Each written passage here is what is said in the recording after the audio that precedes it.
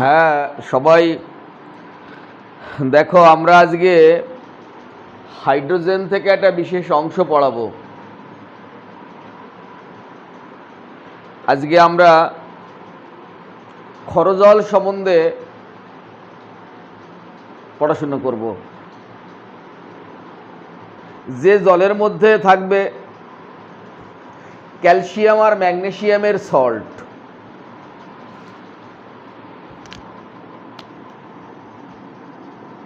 Calcium or মানে বা magnesium এর লবণ, প্রচুর লবণ হতে পারে।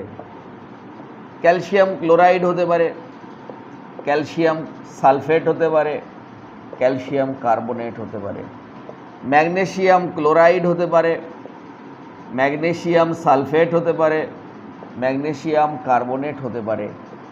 এরা নাকি জলে দ্রবীভূত থাকলে, জলে প্রচুর পরিমাণ সাবান খরচ করলেও ফেনা হতে চায় না। তাই এই জলের নাম হলো ক্ষরজল, হার্ড ওয়াটার। এবার এর থেকে আমরা ম্যাথমেটিক্সের দিকে যদি চলে যাই, তখন বলে ক্ষরতা মাত্রা, হার্ডনেস অফ ওয়াটার। জলের ক্ষরতা মাত্রা কি? তখন একটা ম্যাথমেটিক্সের ব্যাপার থেকে যায়। ক্ষরতা মাত্রা প্রতি 10⁶ ভাগ জলে, এই ভাগ জলে এটা মূলত সিসি, 10⁶ ভাগ জলে বা 10 লক্ষ ভাগ জলে যত গ্রাম ক্যালসিয়াম কার্বনেট বা তার তুল্যাঙ্ক পরিমাণ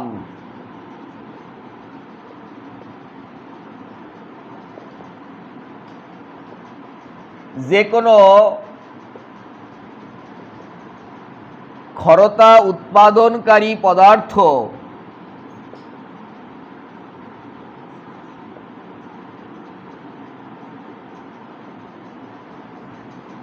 দ্রবীভূত থাকলে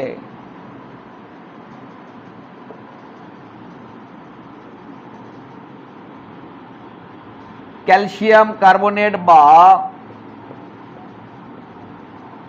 তুল্য ক্যালসিয়াম কার্বনেটের সেই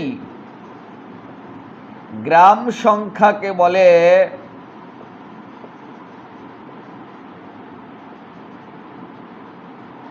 ওই নমুনা জলের ক্ষরতা মাত্রা। এই পরিমাণ জলে যদি 2 গ্রাম ক্যালসিয়াম কার্বনেট থাকে, তাহলে ক্ষরতা মাত্রা 2। 5 গ্রাম থাকলে ক্ষরতা মাত্রা 5। মুশকিলটা হয়েছে হলো, সবসময় যে ক্যালসিয়াম কার্বনেট থাকবে এমন কোনো কথা নেই। কত সল্ট আছে ক্যালসিয়াম ম্যাগনেসিয়ামের, তাদের যে কোনো একটা থাকলে তাকে ক্যালসিয়াম কার্বনেটে ট্রান্সফার করতে হবে। তাকে বলা হয় তুল্য ক্যালসিয়াম কার্বনেট। আচ্ছা, সেটা কিভাবে? প্রত্যেকের তুল্যাঙ্ক ভারের সমতুল। তুমি রিক্সা চালিয়ে 10 টাকা ইনকাম করেছো, আমি পড়িয়ে 10 টাকা ইনকাম করেছি। এই 10 টাকা প্রত্যেকেরই 10 টাকার সমান ভ্যালু। ক্যালসিয়াম কার্বনেটের তুল্যাঙ্ক ভারের যে মান, ম্যাগনেসিয়াম সালফেটের তুল্যাঙ্ক ভারের সেই মান। এরা দুজন সমতুল, প্রত্যেকের তুল্যাঙ্ক ভারের সমতুল। দামি কথা খুব, মানে কেমিস্ট্রির অন্দরমহলে আঘাত করে দিয়েছে। তাহলে ক্যালসিয়াম কার্বনেটের তুল্যাঙ্ক ভার কত? আমাদের আবার সেই চ্যাপ্টারে যেতে হলো। কেমিস্ট্রি দেখেছো, হট করে মোল কনসেপ্টে ঢুকে গেছে। ক্যালসিয়াম কার্বনেটের তুল্যাঙ্ক ভার যদি বার করো, এর তুল্যাঙ্ক ভার 50 বেরোবে, ভাগ 2। ক্যালসিয়াম 40, কার্বনের 12, অক্সিজেনের 16 × 3 কত হলো? তাহলে মোট হলো 150। ক্যালসিয়াম কার্বনেটের তুল্যাঙ্ক ভার 50, 50 বেরিয়ে যাবে। কি করে এই লাস্টের দুইটা আসলো? এই থেকে ভাঙা হয়। Calcium 2 যোজি Ca++। কেউ যদি ভাবিস আমরা কেমিস্ট্রি পড়বো, যোজ্যতা মুখস্থ করব না, মূলক মুখস্থ করব না, আমরা কেমিস্ট্রি পড়বো, এটা একসঙ্গে যেতে পারে না কখনো। পড়ছিলি হাইড্রোজেন, তোমার কি মনে হয়েছিল আমার ক্যালসিয়াম কার্বনেটে এসে ক্যালসিয়ামের যোজ্যতা কত সেটা আমার মুখোমুখি হতে হবে? ভাবছিলি? এটা কিন্তু আমরা জারণ সংখ্যার সময়ও লেগেছিল, ভাঙার সময়, এখন এসে লাগলো। হ্যাঁ, যাবি কোথায়? যেখানে লুকোচ্ছি সেখানে উকি মারছে। তাই ছোট্ট জিনিস একটু মুখস্থ করে রাখ না, কটুক সময় লাগে। 5-7 দিন ধরে যদি একটু একটু করে পড়িস হয়ে যায়। কার্বনেটও 2 যোজি, হয় ক্যাটায়ন নিতে হবে না হয় অ্যানায়ন নিতে হবে।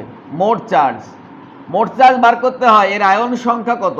একটা আছে, আয়ন সংখ্যা 1, চার্জ সংখ্যা 2, সেই 2 দিয়ে ডিভাইডেশন করতে হবে, তাই আমরা 2 দিয়ে ডিভাইডেশন করলাম। এইভাবে ম্যাগনেসিয়াম সালফেটটাও বার করি।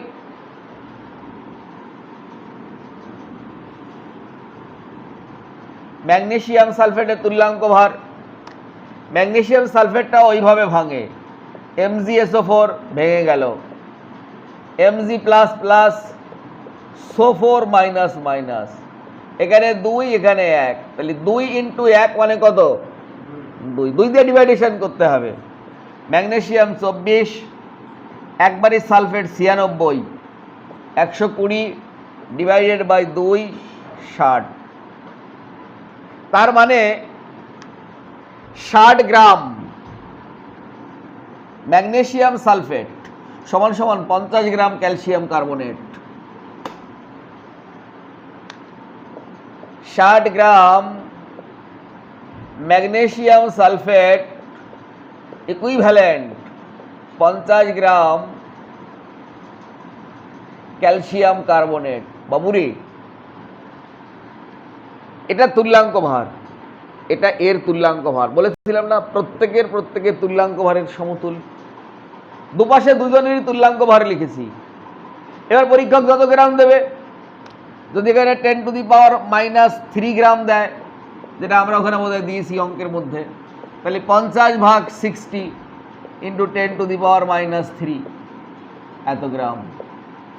এর নাম হচ্ছে তুল্য ক্যালসিয়াম কার্বনেট। এই জায়গাটা তুল্য রয়েছে, ম্যাগনেসিয়াম সালফেটকে ক্যালসিয়াম কার্বনেটে কনভার্ট করা হয়েছে। তাহলে এটা মূলত ক্যালসিয়াম কার্বনেট নয়, এটা ম্যাগনেসিয়াম সালফেট। তাই তুল্য ক্যালসিয়াম কার্বনেট আমরা ক্যালসিয়াম কার্বনেটে হিসাব করে ট্রান্সলেট করেছি, বেরিয়ে গেল। এবার যতটুকু জলের মধ্যে থাকবে, ধরি এটা 10⁻³ মানে 1000 সিসি জলের মধ্যে আছে, এত সিসি জলে আছে তুল্য ক্যালসিয়াম কার্বনেট সমান এত গ্রাম। 50 × 10⁻³ গ্রাম।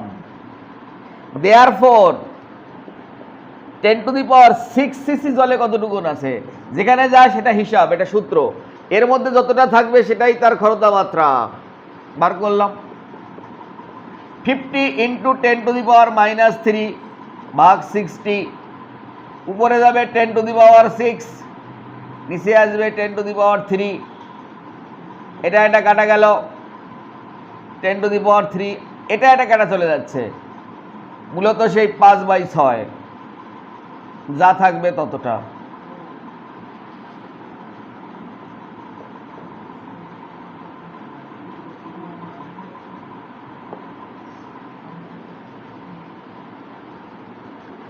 তাহলে 10⁶ ভাগ জলে যত গ্রাম ক্যালসিয়াম কার্বনেট বা তুল্য ক্যালসিয়াম কার্বনেট দ্রবীভূত থাকে, ক্যালসিয়াম কার্বনেট বা তুল্য ক্যালসিয়াম কার্বনেটের সেই গ্রাম সংখ্যাকে বলা হয় ওই নমুনা জলের ক্ষরতা মাত্রা।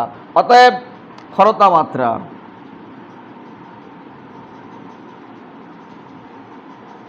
= 5/6। ইউনিট হবে ppm বা ডিগ্রি। ppm এর ফুল ফর্ম হচ্ছে পার্টস পার মিলিয়ন।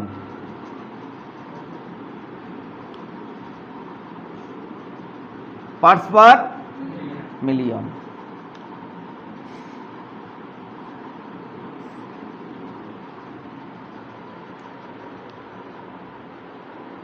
যাতে হবে ক্যালসিয়াম কার্বনেটে আসতে হবে। আমরা আগে যে অঙ্কটা দিয়েছিলাম ওখানে ওই অঙ্কটার উত্তর তো এরকম আসছিল না, ডিজিট কি কোনো একটা অন্যরকম ছিল নাকি না এটাই ছিল, দেখেছিলি তোরা কেউ? ওটা দেখতে থাক, আমি অন্যদিকে ঘুরছি, আমাকে বলবি একটু।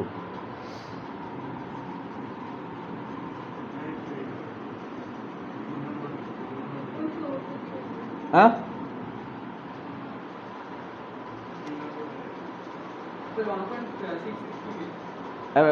অঙ্কটা পড়, কি ছিল? জোরে জোরে পড়।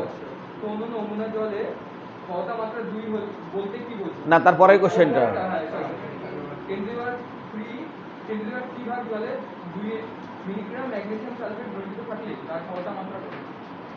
আচ্ছা 2 মিলিগ্রাম, আর আমাদের এখানে এখানে আমরা কত মিলিগ্রাম নিয়েছিলাম? 2। এই যেটা করে গেলাম এখানে 1।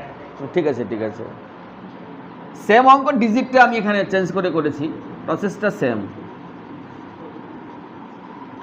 আচ্ছা এইবার এই ক্ষরতা আমরা কি করে দূরীকরণ করব?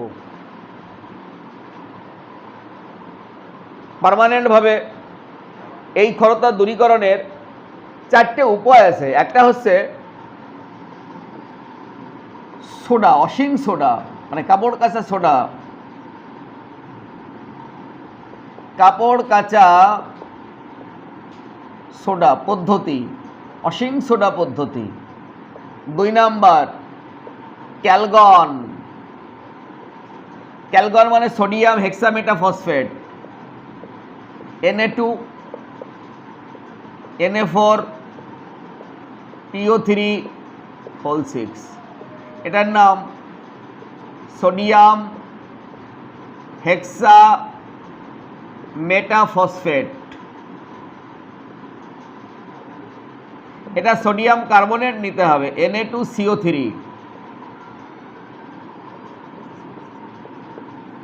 আয়ন বিনিময়, এটা পারমুটিট পদ্ধতি, অ্যাকচুয়ালি পারমুটিট, পারমুটিট।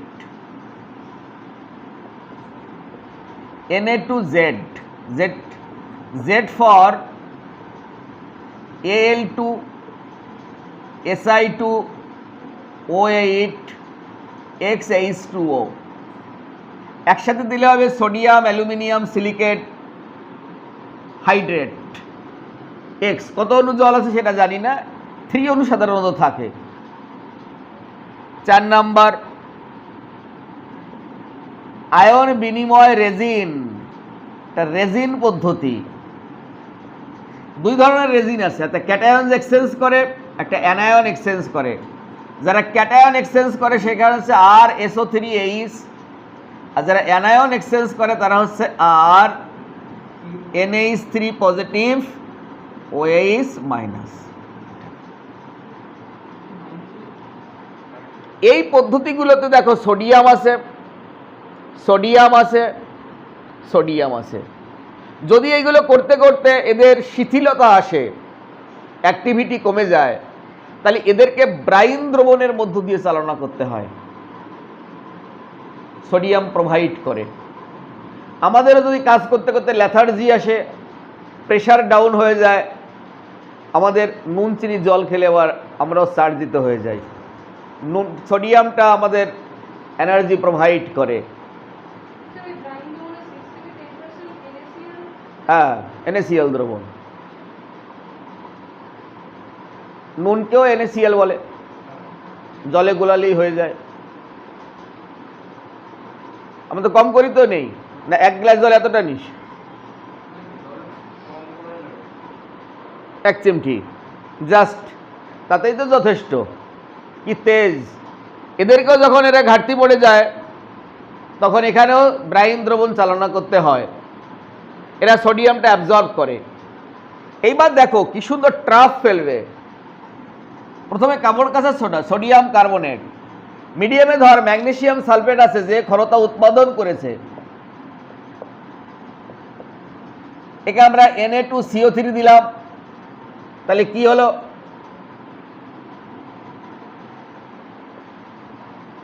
Na2SO4 magnesium carbonate.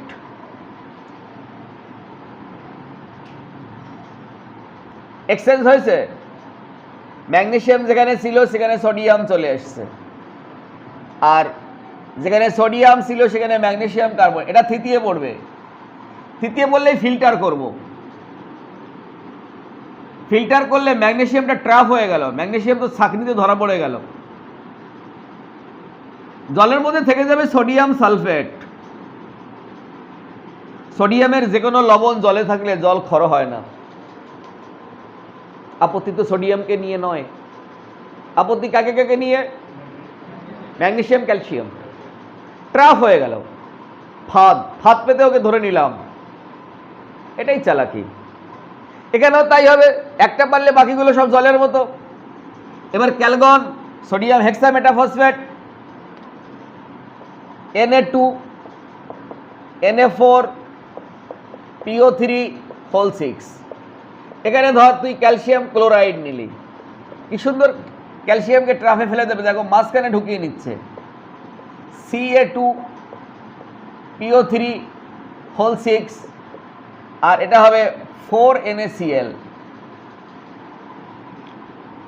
ভিতরে 4টে সোডিয়াম ছিল, তাড়িয়ে দিয়ে 2টো ক্যালসিয়াম হয়ে গেল, আবার সেই যোজ্যতা। একটা সোডিয়াম 1 যোজি, তাহলে 4টে সোডিয়াম কয় যোজি হবে, একটা ক্যালসিয়াম 2 যোজি, তাহলে 4 বানাতে হলে কটা ক্যালসিয়াম লাগবে, একটা ক্যালসিয়াম 2 যোজি, 4 বানাতে হলে কটা ক্যালসিয়াম লাগবে, 2টো। তাই 4টে সোডিয়ামের বদলে 2টো ক্যালসিয়াম দিতে হয়েছে, সেই 4টে সোডিয়াম বাইরে চলে এসছে। তাহলে ব্যালেন্স করতে গেলে আমাকে এখানে একটা 2 দিতে হবে, তাহলে 2 দুগুণে 4টে ক্লোরিন হয়ে গেল, ক্যালসিয়ামও 2টো হয়ে গেল। এইবার এটা যদি অদক্ষেপ পড়ে, এটাকে বাই ফিল্টারেশন, ফিল্টার করলে এটা তো ছাঁকনিতে ধরা পড়ে যাবে। তাহলে ক্যালসিয়ামটা আমরা ভিতরে ট্রাপ করে তুলে নিলাম। ক্যালসিয়াম বা ম্যাগনেসিয়ামকে তুলে নিতে পারলে জলের ক্ষরতাটা বন্ধ হয়ে যাবে। সোডিয়ামের যে কোনো লবণ জলের মধ্যে থাকলে জল ক্ষর হয় না। সোডিয়াম আমরা সাপোর্ট করছি, সাপোর্ট করছি না কাকে কাকে, আরে লাভলি, লাভলির মা।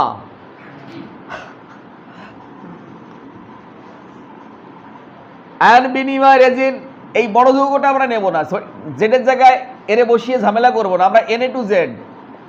এবার তুমি পেরে যাবা। এবার কি লবণ নেব, ম্যাগনেসিয়াম, ম্যাগনেসিয়াম কার্বনেট নিলাম, বেশ ভালো কথা। অল্টারনেটিভ হবে, যেখানে সোডিয়াম ছিল সেখানে ম্যাগনেসিয়াম চলে যাবে, যেখানে ম্যাগনেসিয়াম ছিল সেখানে সোডিয়াম চলে যাবে, Na2CO3। গল্প হয়ে গেল, ব্যালেন্সও ঠিক আছে, ম্যাগনেসিয়ামও ডাইভ্যালেন্ট, জেডও ডাইভ্যালেন্ট। জেডটা ডাইভ্যালেন্ট আপনি বুঝলেন কি করে স্যার, এই যে এই 2টা কোত্থেকে আসলো, নিশ্চয়ই এর থেকে এসছে। এটা আবার সেই আমরা তুলে নেব, অদক্ষেপ পড়বে। এইবার রেজিন, রেজিনকে এইভাবে র রেজিনও করা যায়, সোডিয়াম দিয়ে এক্সচেঞ্জ করেও করা যায়, যা খুশি আমরা এভাবেই তুলে নেব। আজকাল দেখছি কোনো কোনো বইতে এভাবে লেখা আছে। আর SO3H ক্যালসিয়াম ক্লোরাইড নেওয়া হলো, কি হবে কথা বলিস না, আর SO3Ca ক্যালসিয়াম 2 যোজি বলে হোল হয়ে গেল 2। ক্যালসিয়াম কয় যোজি, তাই বাল্কি গ্রুপটার নিচে কি হয়ে গেল, নিচে হোল হয়ে গেল 2। আচ্ছা, আর হাইড্রোজেন আর ক্লোরিন হয়ে HCl হয়ে যাবে, বাহ। তাহলে ক্লোরিনটা 1 যোজি 2HCl,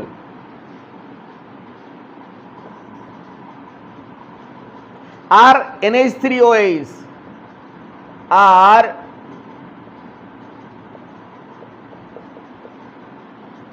এটা ক্যাটায়নকে ধরেছে, ক্যালসিয়ামকে ধরেছে। এবার এটা অ্যানায়ন মানে ক্লোরিনকে ধরতে পারবে, ও ক্লোরিনকে ধরতে পারলে কি হবে,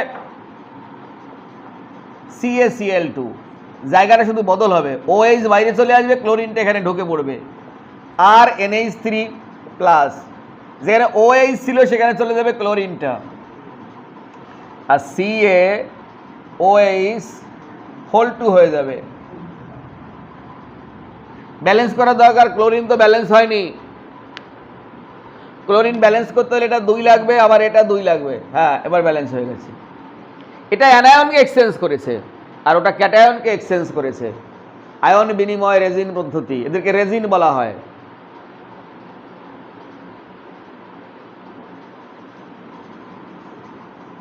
তাহলে জ্বরের আমরা ক্ষরতা মাত্রা সব দূর করে দিলাম,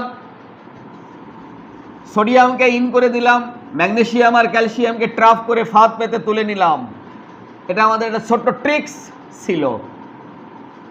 জলের অস্বাভাবিক স্ফুটনাঙ্কের কারণ কি? Abnormal boiling point of water.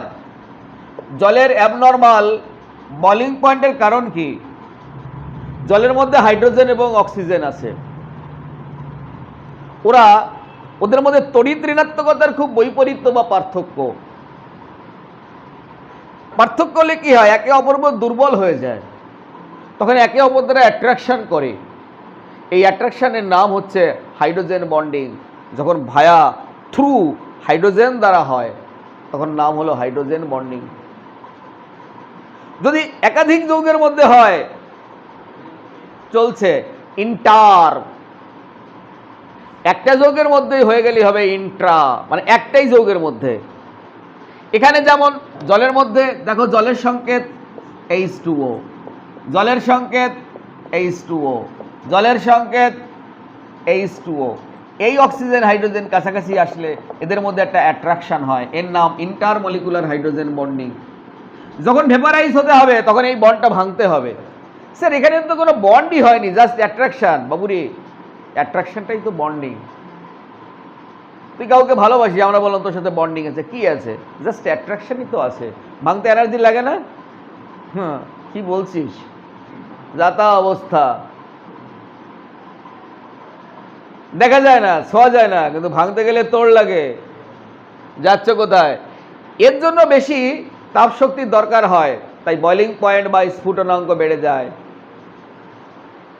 এই বন্ধনগুলো ভাঙতে বেশি এনার্জি লাগে। এর জন্য আমরা রাসায়নিক বন্ধন, এই প্রশ্নটা আবার পড়বো, সেম জিনিস, কারণ এই আন্তঃনবিক হাইড্রোজেন বন্ধনটা রাসায়নিক বন্ধন থেকে কপি করা হয়েছে। এই আন্তঃনবিক হাইড্রোজেন বন্ধনের জন্য এরা এক জায়গায় সংযোজিত হয়ে আছে, তাই সাধারণ উষ্ণতায় জল তরল, আমরা খেতে পারি। তাহলে ময়দান ফাঁকা হয়ে যেত রে, খেতে যাচ্ছিস, গ্যাস সামনে থেকে গ্লাস থেকে উড়ে গেল। তৃষ্ণার সময় কেমন একটা পরিস্থিতি বলতো।